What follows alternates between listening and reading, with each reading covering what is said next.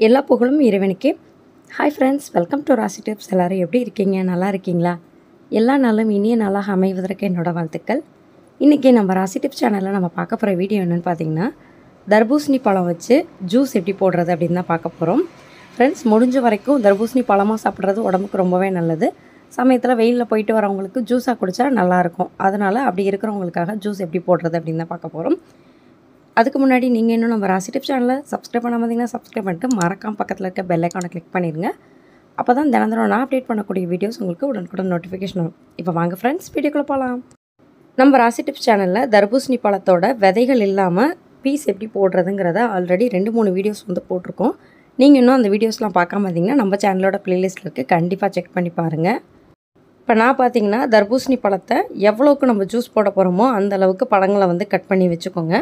Size ஒரே அளவில் இருக்கணுங்கிறதில்ல, பெருசு சிறுசாக போட்டு அடிச்சுக்கலாம்.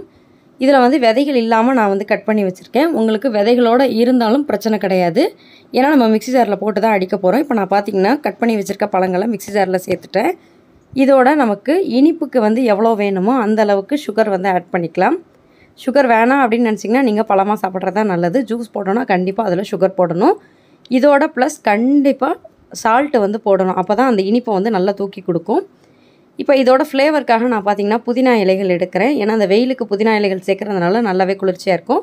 இப்போ இது எல்லாத்தையுமே சேர்த்துட்டு தண்ணி சேர்த்து நல்லா அடிச்சுக்கலாம். தண்ணி சேர்க்காமல் அடித்தோன்னா ஓரளவுக்கு திக்காக இருக்கும். வடிகட்டும் போது பார்த்திங்கன்னா ஈஸியாகவே வடிகட்ட வராது. அதனால் நம்ம எடுத்துருக்க பழத்துக்கு தகுந்த மாதிரி கொஞ்சமாக தேவையான அளவுக்கு மட்டும் தண்ணி சேர்த்து நல்லா அடிச்சுட்டு வந்துடுங்க. அப்போ தான் அதில் அந்த பீசஸ்லாம் பார்த்திங்கன்னா நல்லா நெய்ஸாக அரைஞ்சி நமக்கு வடிகட்டுறதுக்கு ஈஸியாக இருக்கும்.